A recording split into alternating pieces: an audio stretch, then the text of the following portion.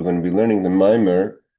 There's two Maamarim, a few of the Maamarim actually discuss the idea of the levushim, the garments, and the need to do mitzvahs in this world. So we have garments to be able to take in the ray of God's light, which means a greater understanding of God's existence in the world to come in Olam Haba and Garden of Eden. So the mitzvahs become our garments, so to say, for us to be able to take in the light, like a person who wears clothing to be able to be in the environment. Now the question is, of course, how's this going to do? What's this have to do with Parshas Chayei Sarah? And this a second Maamar also talks about this with the prayer of Yitzchak before he meets Rivka in the field, which is also discusses this issue. So we've learned before the first Maamar, which is on the idea of Avram Zaken Bava Yamim, and we're going to learn the Maamar that is, excuse me, the Maamar that's connected to Yitzchak, but on the same idea of the garments of the levushim, of so not so much the focus on the garments, but so much the difference between the avodah this world, our service that we have to do in this world, versus the service we do, the light or the reward that we have in the world to come. So the pasuk says like this: Vayayitze Yitzchak lasuach basada. Yitzchak, our father Yitzchak, goes out lasuach to be in the field. So it says lasuach to walk or to speak or to. There's different translations to the word suach or siach that we're going to see. Levarzeh, to understand this. So the Rebbe says like this: Tehine yesh mishnah ubraisa. In the times of the Mishnah, means the first of the Torah Sheba'al Peh, of the oral law, it was the Mishnayos we have, which was authored by Rebbe, by Rabbeinu HaKadosh, Rabbi Yehuda Nasi, and on that is the Talmud. And also there was a second version, so to say, of the Mishnah, which is called the Brisa. And the Brisa could sometimes be very similar to the Mishnah, but in much more detail.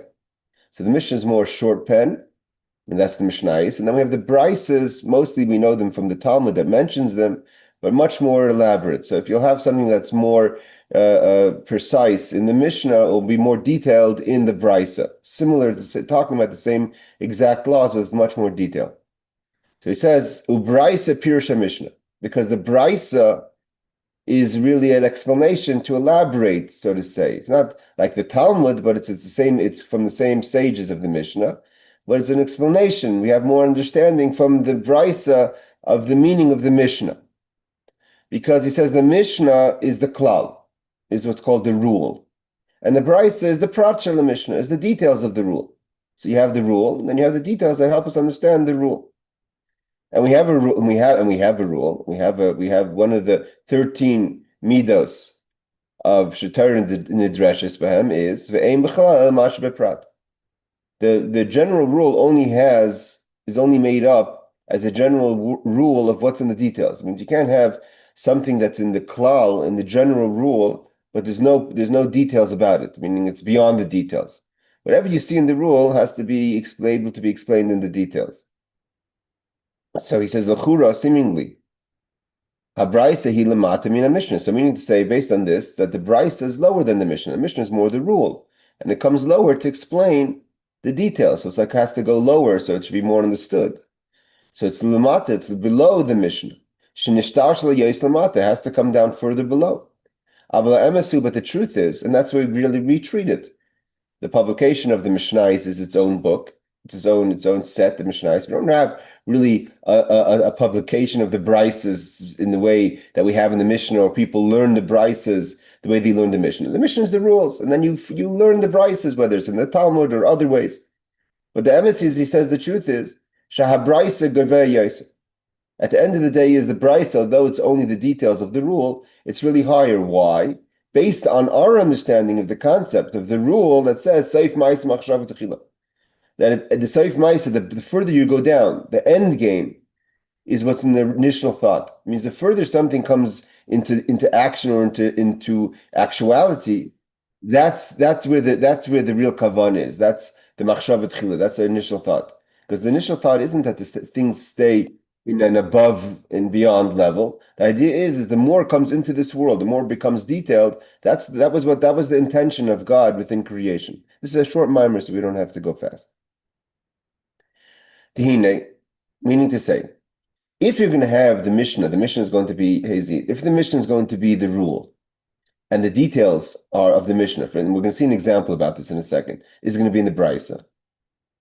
So because the Brisa gets into more details, it's safe Maisa. It's more means that a person who reads the Brisa, learns the Brisa, understands more in maybe not in the understanding of the law, but in the performance of the details of how to do the law from the Brisa. If it gives more details of how you're supposed to do things, so therefore it's more in the Maisa. It means safe Maisa. At the end of the day, the more you get into the action, and that's the Machshavat Chila. That was the intention. It means the intention is not to be in an aloof level. And so to say, God allows for us lower levels to understand what's happening above. The whole intention was below. That's what we say this in this line that we say, Seif Ma'aseh Machshava Techila, which is part of the prayer on Friday night that we say in the Lechadodi. It's a statement about the intention of creation. That the intention is here, not above. Not that there's a world above, there's a spirituality above, there's a Garden of Eden above, there's an world to come above, and we happen to also exist. The kavana, the intention is the existence here. Everything else exists because we exist. Like the Maggid would say, Da mashal know what's above you. Know that whatever's above you is from you. The only reason there's something above you is because you exist. So the more something comes down into the details, that's more the kavanah, the intention of creation. So if the Brisa is going to explain the meaning of the law in more detail than the Mishnah, that's closer to the Maisa, to the action. That's more of the intention than if it was cryptic in the Mishnah. So though a person may say, well, the Mishnah is higher, more spiritual, more godly, because it's more kind of, it's less understood than the Brisa. Says no. At the end of the day, the Brisa is higher because at the end of the day, it is connected to the Kavanah. And this is a rule, Saif Ma'aseh Machshav Techila, we've learned it many times, but this is a rule in Chassidus. That although a person that when you look at this is the generation gap, a person may say, "Wow, the other generations are so much more spiritual." It's or how could a neshama, how could a soul be in this world? That's one of the discussions in this mimer and the previous mimer. How could we compare a neshama, a soul in this world with all its attachment to body needs and the animal soul needs, compared to the soul the way it's up in heaven, stripped of that, only wanting godliness? Of course, there must be much higher over there, but that's not Saif Maisa. That's not the end game. That wasn't the point of the soul's existence to be in Garden of Eden. The point of the soul's existence is to be in this world. So the further you get into the point of creation, that's really connected to the kavanah, the intention, right? If someone is the point, when people have furniture or something beautiful in the house, is to say, no, I'm gonna leave it I'm gonna buy a beautiful couch and put it in storage. That's not the point. The point is it's to be in the house. Yes, it may get dirty in the house. People are going to sit in it. It's going to get worn. But the point is it should be part of life. And the further we go into the life, into existence, that's the machshava. That's really the intention. And therefore the Brisa, which helps us understand how to perform the mitzvah better, the detail of the law, is closer to the intention than something that's cryptic that's not so understood, like the Mishnah. So he explains that. Tehine. The Torah comes down to this world. Again, the Torah, there's the way the Torah is above, which is beyond, so to say, the gashmius, the physicality of the law. It's kind of a remez, a hint to something spiritual and in spiritual powers of movement, of the midos, of the attributes of the angels, etc. But the Torah actually comes down the mata to this world physically. Afilu b'davar sheker, b'dvar sheker. Even if the Torah has to figure what's the law when we consider someone may be lying. For instance, the example always given, the fact is, when you open up a Talmud, or the Mishnah of Baba Basra, and you open up the law that talks about two people holding on to a talus, to a garment, and both of them claiming 100% ownership. I found it first. The other one says, no, I'm 100% sure I found it first. And the Torah has to figure out what's the law, because we don't know who found it first. And we have to figure out how do we divide it, or how do we deal with such a situation. That means the Torah has to figure out when you're dealing with someone who's lying. Because obviously they couldn't both find it first. And the conclusion, and the law is not going to be that we try to figure out who's saying the truth. We have to figure out, knowing that someone is lying, how do we deal with the facts on the ground? So we have to divide it because we have no choice. We say, okay, fine, we have to cut it in half or sell it and each one takes half the value. That means Torah has to lower itself and come into the details of laws and issues that are even situations of lying. It means Torah's emes, the Torah of truth. And here the truth of Torah is telling us how to deal in a situation when one person's for sure lying. And it's not only that's just an example of other cases of where the Torah deals with physicalities that are it's not a spiritual question. It's how do we deal with things in this world. Torah deals. There's no happening in this world that Torah doesn't have an opinion or a detail of how one's supposed to behave and how do we deal with such a situation. And not all of them are a good answer. There's just some that are better answers or a way to deal with it. And that's the whole point. That Torah even encloses itself to a situation of worldly things where you have two people, which is a normal thing. One person may be lying. When we come back, he givoya kisayf ma'is at the same point is that's the sign of how high Torah is. The angels can't get into that space. The angels, when Moshe Rabbeinu gets the Torah, comes to receive the Torah, the angels said, "What are you giving Moshe the Torah?" Moshe Rabbeinu is the Torah. The Torah is to stay a spiritual concept. And Moshe's answer to them was, "You don't deal with these issues. The Torah has to come all the way down into detailed issues. Do you have hate? Do you have jealousy? Were you ever enslaved? Have you experienced life the way it is in this physical world?" And that's Saif Maisa, the end action. Although the end action seemingly isn't always so pretty, but that was the kavanah. That's where Torah wants to be found. Kimshal hashveiferes, like for instance, if you had a narrow tube, hanichnas rishon yetsa achron. So if you could only fit one, if one could only enter at one point, and one could leave, and then they have to leave the same. They also could leave one at a time. If they're leaving at the same point of entry. So if you had a tube and you put in a marble, and then you put in the second marble, so the first marble that goes in is this last marble to come out. So it's the same thing he says over here. So kimshal shreiferis, like a tube, hanichnes rishon, the thing that goes in first, yetsa achron, comes out last, because it can't come out before the thing that came in second is blocking it. Hey Dan, adam shu soif kol hanivraim v'hu b'mayla kulam. So too, that's the idea of the soif ma'isa machshav tchila, that although man came out last, is the last of creation. But just like the marble goes in first, comes out last, so too the intention of whole creation as human comes out last. The humans are the highest of all creations. And everything was created for the Adam, for man. And because of that, we find that the complications of life, you find more in no other creation like a human being. The ups and downs, the extremes, the spectrum of ideas, all the components of the complexity of a human life, you don't find that in the animal kingdom. Yes, you can have extreme, but it's usually one direction. This is extreme characters in one character. The lion is going to behave this way, the elephant's going to create that way. And if an animal does something a little bit slight out of its character, everyone's wondering. Right? So, wow, this is unusual, but for humans, it's normal for us to do all kind of things because a person has the whole world, all the complexities of the worlds within a human being. Lahiris, and the reason why we have all kind of emotions, extremes, right? We can have within us all the characters of all the animals, right? The raven is achzarias, is cruel. We could be cruel too, and we could be kind too. The same person who could be cruel could be kind. So like the Alter Rebbe says, the raven will never be kind. The raven's character is always to be cruel, and other animals will only be kind. But we have the whole spectrum within us.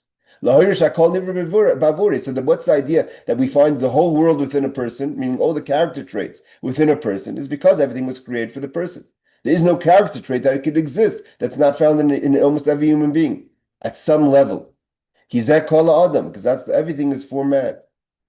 And that's why this is one of the themes of Parshas Chayei Sarah, is this idea of Yafesh Achas. He mentions over and over again the Mishnah, which is mentioned many times in Chassidus, that better to be a little bit of time in this world with all its complications and all its inconsistencies and all its ups and downs and all its fallings and imperfections that the soul doesn't have in heaven. But in this world, because that's a safe ma'isa, that's where it's about this world. than to be in this world, in a world of tshuva, of repentance, return, ma'asim tovim, and good deeds, than all the world to come. Because the world to come, yes, it's a perfect existence, but it's not the point of creation. But why do we say that? Why do we say it's better to be in this world? In the world to come, the righteous sit. Everyone's righteous. They sit and they bask in the glory of God. But that's only secondary. That's the back. That's not the real intention. It's like someone who puts your back to someone. So there's in Chassidus we have many times what we call sometimes acharayim or kitzanias. Like says Yar Shem Panav, God puts his face towards us. Means that's his intention. That's a sign of God's intentions towards the Jewish people. Acharayim is kind of is an expression of a chitzanius, of external. Yes, it's God's light. It's all that. It's not the kavanah for us for the righteous to sit in the world to come and bask in God's glory. That's not why the world was created. Like Moshe says, I was able to see God from behind, but to see the face, you want to know what the face is? Where's God's focus? And on the face also we have, like it says many times, and from the back, everything is a simple look. You don't see character in the back as much as you see in the front. Different expressions. If you want to know what a person's talking to you, not facing you, you don't have an idea really what they mean. But when you look at them, you can tell what they mean. Their face, you could read their face of their expression, if their intention is nice, kind, etc. This idea that a person could, which is what the world to come is to take pleasure in your achievements, right? That a person can understand and comprehend what I achieved, because you don't really understand what you achieved in this world. So there's a huge thing about the world to come. And that's why we also quote the statement that said over and over again, it's worth it to go to hell, as complicated as hell is in order to experience the world to come. Because as far as enjoyment of to know what you've been doing, to really understand what you've been doing in this world, not just, to do it is in this world, but to understand what you were doing in this world. What did I really accomplish? You're only going to understand that in the world to come. So therefore, the pleasure, shemasik adam ba'avedasei, so the comprehension a person has of what I achieved while I was in this world, at the end of the day, it's still only secondary. That's from behind. Because when the question comes to what's God's intention, yes, he's gifting us to appreciate what we've done. But what drives him is the doing, not the fact that the soul is sitting there taking joy in what's getting done. Upanai, but you want to see the face of God. That we can't comprehend. Because it's not possible for a person to see God and live. There's no if you're seeing the panai, you're not existing. Panai is the essence, and in the essence, they can't be a creation and understand the essence. And where are you in touch with the essence? Not understanding, but in touch with the essence is in this world. And that's why we have these two statements. One is the greatness of the world to come, and also we have the statement of the importance of this world. So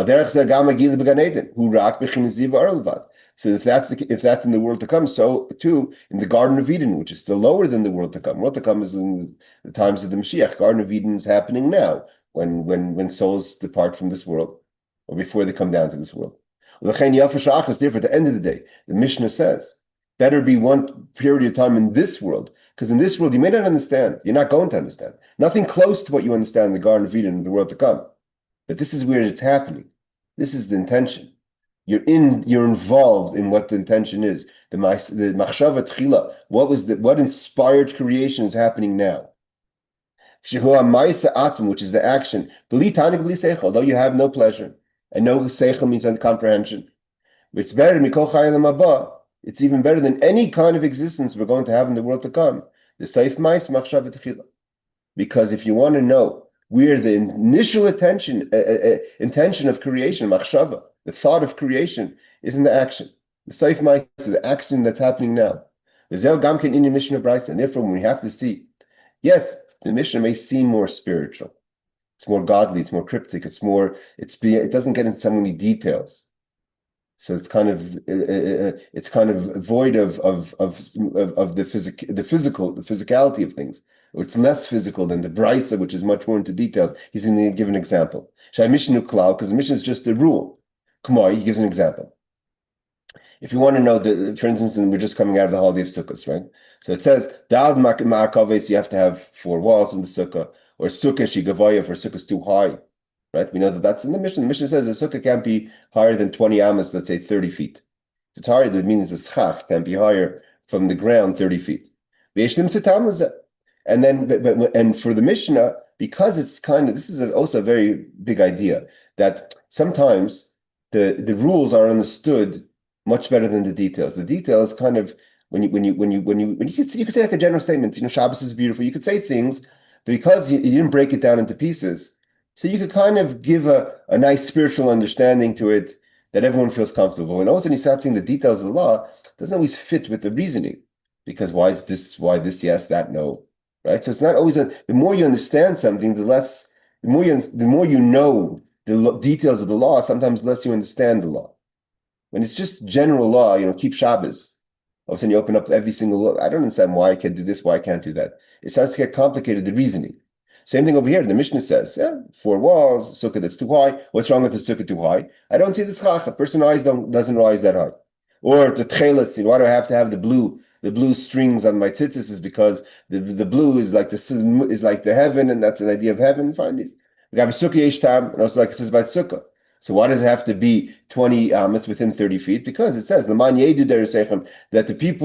the generation has to know. We have to know that God took us out of a sukkah, and only up to 20 amas you're in a space of knowledge. Meaning to say, but in the sukkah, it brings me the knowledge, the experience of God taking me out of Egypt. But if the schach is so high and I don't see it, so I don't feel like I'm in a sukkah. So if I'm in a sukkah, so I'm not going to have the das. So if that's what Sukkot is all about, fine, then that's simple. I have to know what Sukkot is, that God took me out and there was clouds and all that. So I'm in a Sukkah. That's why the schach can't be too high. I could put the ideas together. I could put the ideas with the experience of Sukkah. It all sounds nice. It all feels good.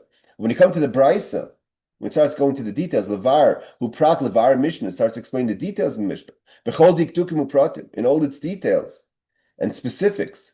For instance, sukkah ganvach v'rakshav, which is a sukkah has to be, if it's a sukkah, let's say it says sukkah, so the Brisa says sukkah's goyim, a Gentile sukkah, or a woman's sukkah, or an animal sukkah, or sukkah of kutim, which are other kind of peoples that lived in the time, or the sukkah of the shepherds, or the sukkah of the people watching the vegetables, or watching the cut vegetables, etc. Right? So all of a sudden it starts coming all these details now. So I'm trying to figure out what's that have to do really with what, the general message of Sukkah. Shein Talmud over there, we don't understand exactly why the Bryce is giving us all these details of different types of sukkahs. Means if you have a sukkah that pre-exists, that has another service, for instance, it was a sukkah of a person who's in a field who sits there because, honestly, if you go, we went on a hike on sukkahs this year, my wife and my kids, went to the valley towards the Dead Sea, towards the Jordanian desert. The person was sitting in a sukkah, not because it was sukkahs, because he had a little sukkah, because he's sitting in a hut. He was a person from the parks department, and he didn't want to sit in the sun the whole day, so he sat, and something had like a wall, and had a little bit of had a shade, so it was like a sukkah. The shade was made up of bamboo. In theory, it could have been. It wasn't a kosher sukkah because it didn't have proper walls. So that's what the mission is trying to figure out. The Bryce is trying to figure out, what about these sukkahs that are kind of made up for people that already pre-exist? They have pre-existing purposes. So then it's not so clear why those would be sukkahs. It's nothing to do with the message of God taking us out of Pesach, out of Mitzrayim. So he says, and therefore, when you start looking at the details we start to lose. We start to realize that the mitzvah is much deeper than what we figured out.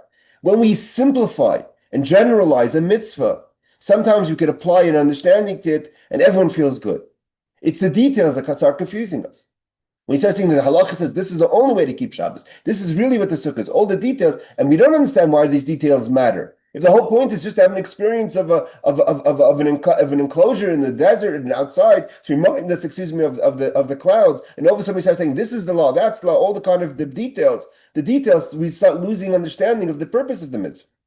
So we see veneer b'chush, and then when we start learning the details, we start realizing it's not a problem. It's trying to show us that the simplified understanding was really just simple. But there's something much deeper than that. And as you understand the law better, you understand that you don't really understand the mitzvah. And that's the statement.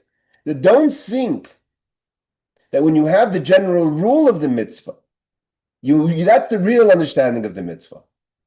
But when I start really studying the details, I don't understand. Okay, I don't understand the details, but I really understand the mitzvah because I understand the general rule of the mitzvah. That's what he's saying. No, ein b'chlal el masher b'prat. The klal itself, the mitzvah itself that you thought you understood, you don't really understand, because the general rule is made up of the details. And without the details, there is no general rule. And just like the details you don't really understand, it kind of shows you that there's a deeper understanding to the mitzvah than you thought. The truth is you don't really understand the mitzvah and its general rule either.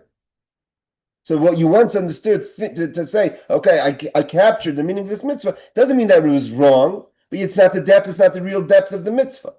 And the proof is because in the details you have it breaks it down and makes it more complicated.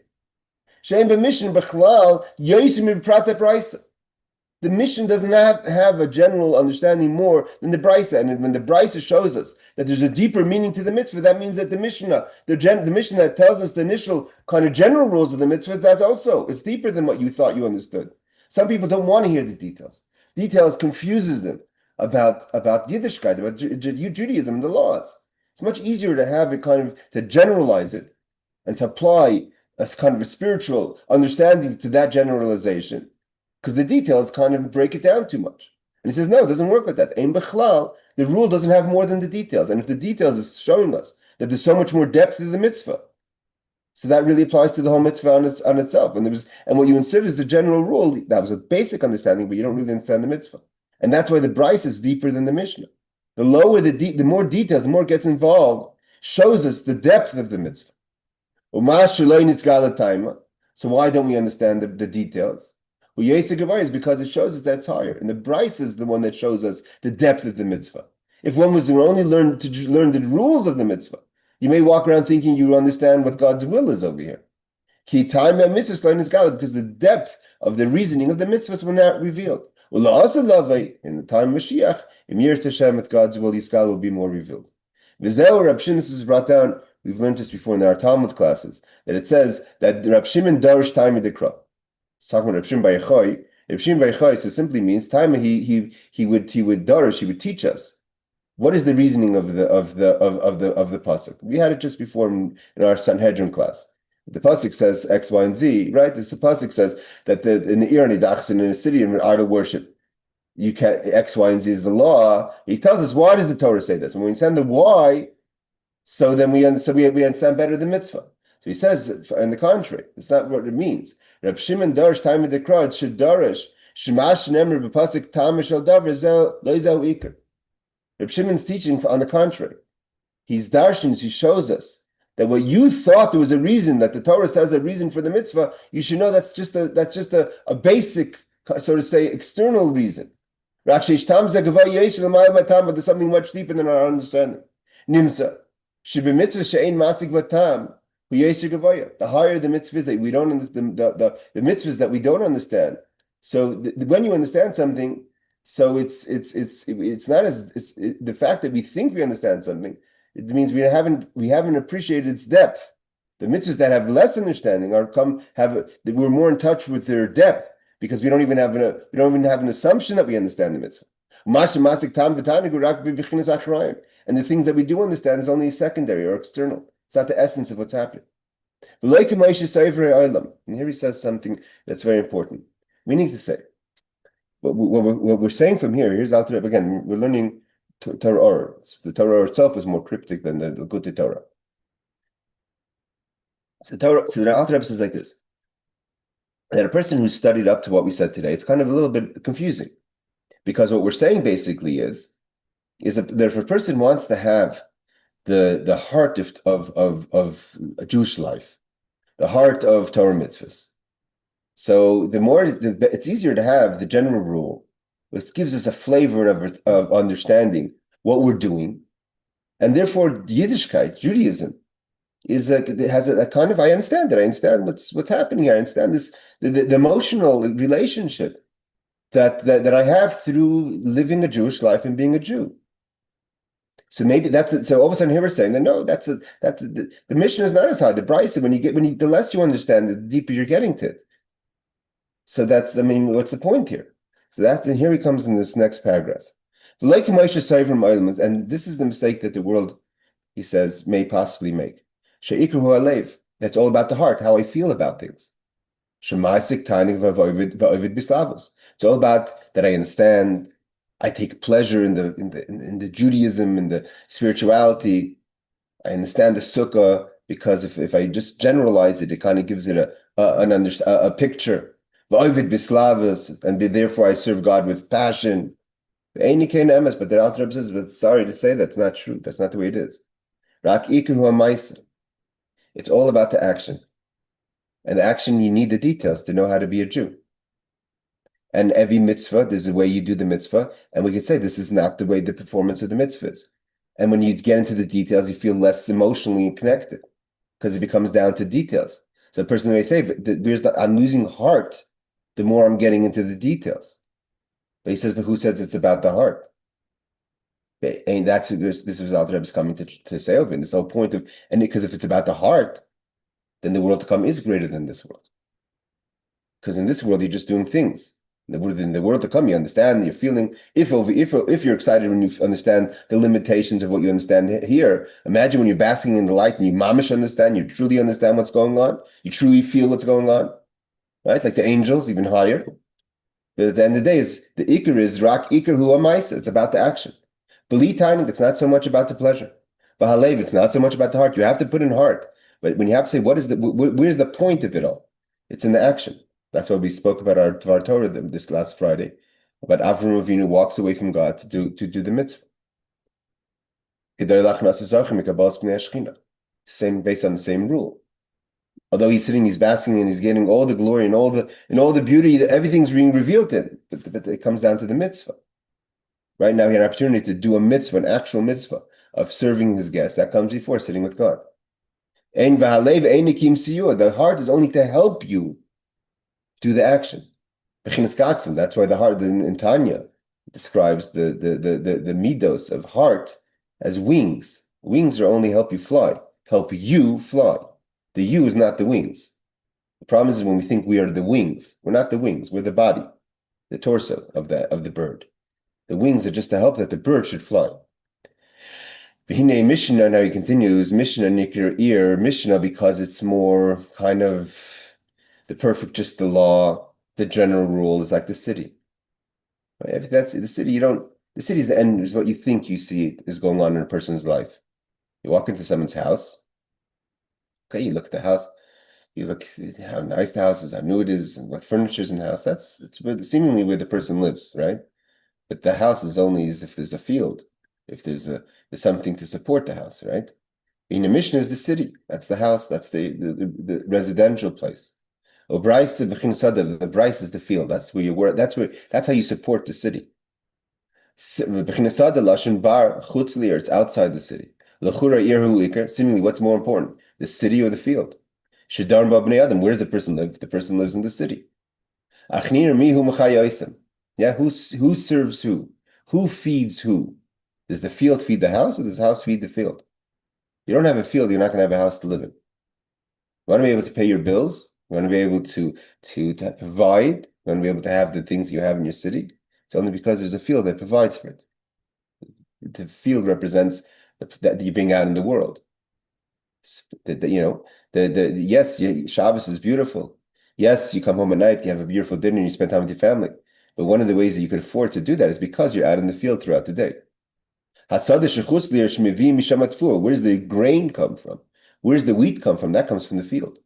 So to the Brisa, which is the details of the law. Mishnah gives life to the Mishnah. The Mishnah that it looks so beautiful and perfect is only because we have all the details. At the end, when you put the details back into the rule, the rule, like we says, the rule only exists because there is the details. And then it explains how one performs the mitzvah. And it explains us how one should do. Am I missing something here? Explains the halacha. And we have more the details in the brisa how one performs the mitzvah. There's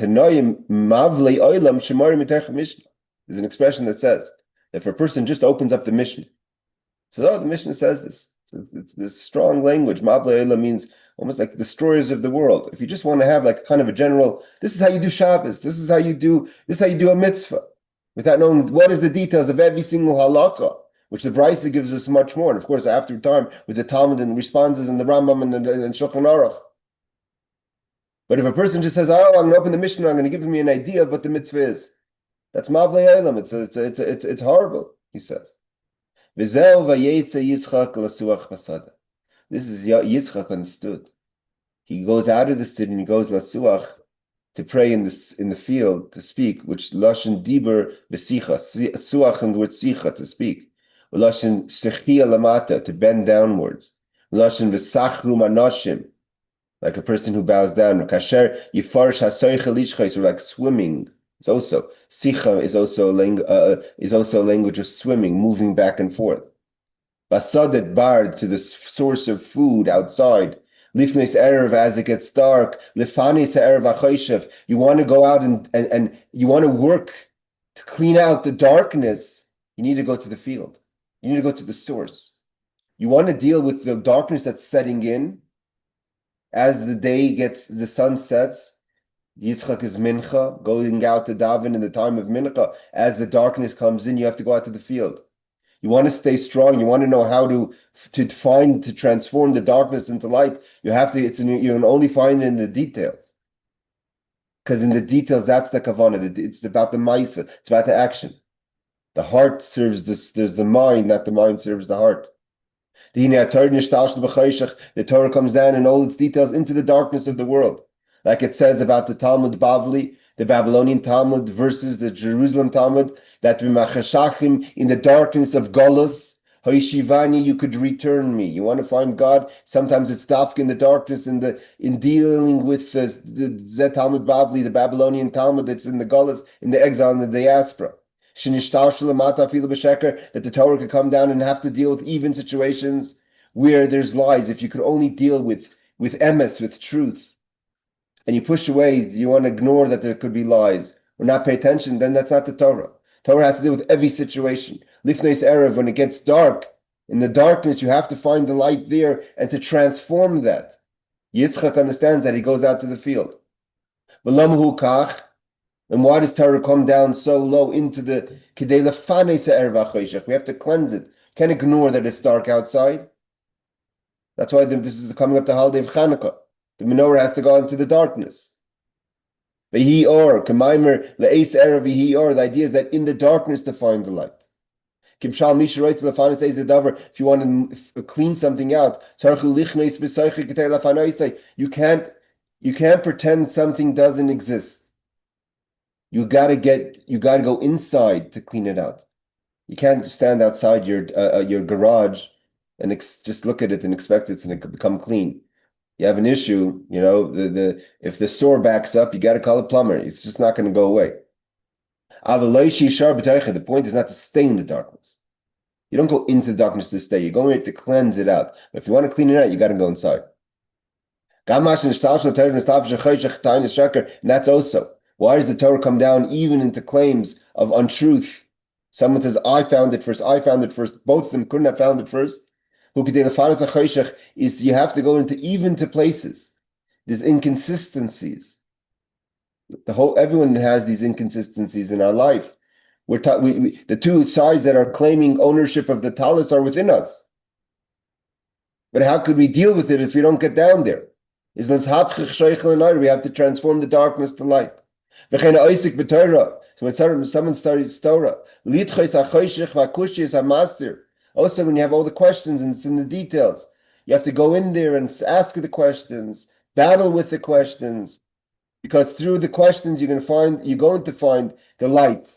Only because there's questions and just flow through things, it's not going to go through like that.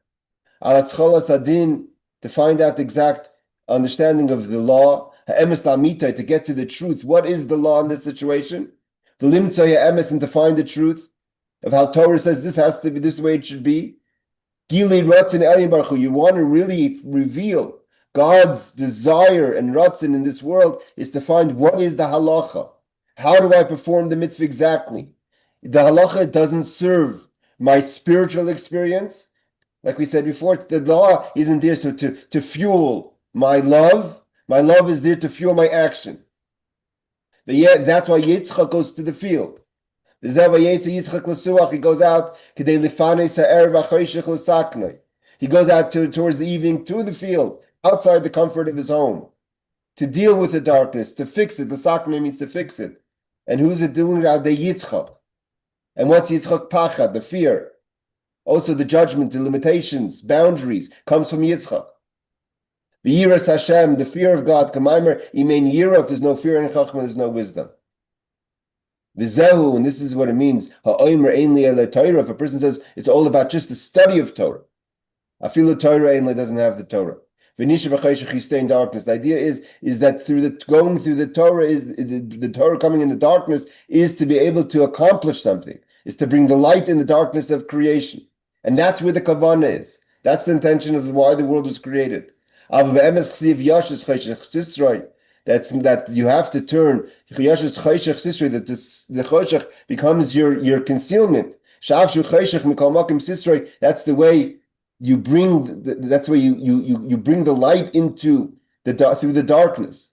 But it's not to stay in the darkness. That's why Yitzchak goes out to clean out the darkness and the evening. And the point is that when it comes dark is when you're going to find the light. And not so much, he doesn't quote that after the darkness is light. When it becomes dark, is when you're going to find light. And this is what it means to whiten the law of Torah. Because by understanding what is the law, what do I have to do? How do I perform Shabbos? How do I keep kosher? How do I light Shabbos candles? How do I light the menorah? What does it mean to daven? What does it mean to put on tefillin, to give tzedakah? That's the Libin Hilchasa. That's where whitening is. You're bringing the light into the confusion of this world. This means to bless Torah. Through Torah, you're blessing, you're bringing down. Baruch means to bring down light into this world. So thank you all for joining. It's a short Maamar, but the ideas are great. And these are the Maamar of this week of explaining what it means to be in this world, what it means that the Seif Maisa. It's all about the action. When you have a question of a personal experience or accomplishing something, that where's the intention? The intention is in what you could accomplish. The person could say, well, for me, it's better to sit in the Garden of Eden. That's for you. But what does God want? So the lessons are very deep. And of course, that's why we say when Mashiach comes, the Gemara on Shabbos tells us when Mashiach comes, we're going to say, Yitzchak Chiata Avinu, the Yitzchak's our father. We're not going to look to Avram, we're not going to look to Yaakov as much, but we're going to look to Yitzchak, because Yitzchak was that focus and that strength of Yitzchak is how we go through the Galus. All right, everyone, thank you so much for joining. Laila Tov and Shavua Tov. Take care.